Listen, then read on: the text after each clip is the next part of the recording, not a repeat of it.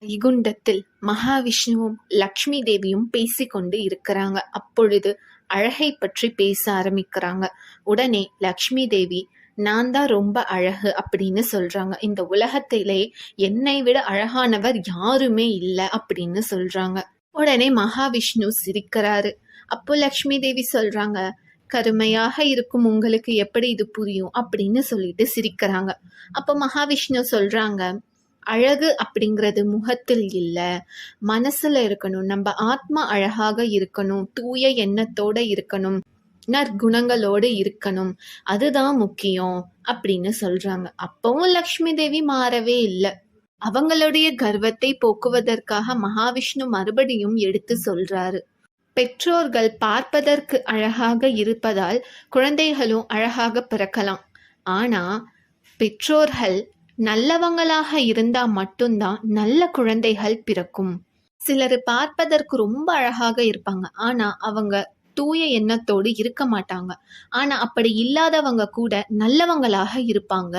பிறக்கும் குழந்தை நல்ல குழந்தையாக பிறப்பதே முக்கியம். அதனால அழகு அப்படிங்கிறது மனசுல தான் இருக்கு அப்படின்னு மகாவிஷ்ணு சொல்றாங்க. அவர் இவ்வளவு சொல்லியும் லக்ஷ்மி தேவி சமாதானமாகவே இல்லை. என்னுடைய அழகுதான் இருப்பதில் மிகப்பெரிய அழகு, அதுவும் என்னுடைய முக லட்சணம் மிகவும் அதிகம். எல்லா பூலோக வாசிகளும் அவங்களுடைய வீட்டில் நான் இருக்கணும் அப்படின்னு விருப்பப்படுறாங்க. அப்படிப்பட்ட அதிர்ஷ்ட தேவதை தான் நான் அப்படின்னு மறுபடியும் அதே தான் அவங்க சொல்றாங்க. மகாவிஷ்ணு சொல்ற அந்த ஆத்ம அழகை அவங்க புரிந்து கொள்ளவே இல்லை. உடனே மகாவிஷ்ணு, உன்னிடம் சக்திகள் அதிகமாக இருப்பதால உனக்கு கர்வமும் அதிகமாக இருக்குது. உன்னுடைய சக்திகள் எல்லாமே அழகானது தானே அப்படின்னு கேக்குறாங்க. லக்ஷ்மி தேவியும் ஆமா அப்படின்னு சொல்றாங்க. அப்போ மகாவிஷ்ணு லக்ஷ்மி இடம் இருந்து ஒரு சக்தியை வெளியே எடுக்கிறாங்க. அந்த தேவி கருமையாக பார்ப்பதற்கு பயமாக இருக்கிறாங்க. லக்ஷ்மி தேவி யார் இது அப்படின்னு கேக்குறாங்க. மகாவிஷ்ணு அரூபிணி மூதேவி அப்படின்னு சொல்றாங்க. உன்னிடம் இருந்து எடுத்த சக்தி தான் இதுவும். நீ மிகவும் அழகு அப்படின்னா உன்னிடம் எதற்காக இப்படி ஒரு அரூபிணி இருக்கிறாள் அப்படின்னு கேக்குறாங்க.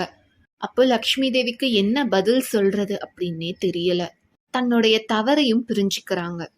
அப்ப மகாவிஷ்ணு சொல்றாங்க, எல்லோரிடமும் நல்லது கெட்டது ரெண்டுமே இருக்குது. ஆனா எதை தேர்ந்தெடுக்கிறாங்க அப்படிங்கிற விஷயம்தான் அங்க இருக்குது. இப்ப புரிகிறதா உண்மையான அழகு எது அப்படின்னு விஷ்ணு சொல்லி முடிக்கிறாரு. அன்று லக்ஷ்மி தேவியிடம் இருந்து வந்த அந்த அரூபிணி எங்கெல்லாம் கெட்டது தூய்மையற்றது இருக்குதோ அங்க போக ஆரம்பிச்சாங்க.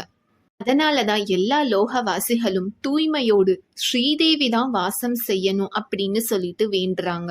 நாம் எல்லா விதத்திலையும் தூய்மையாக இருந்தால் அதை விட மிகப்பெரிய அழகு எதுவுமே இல்லை. நன்றி, வணக்கம்.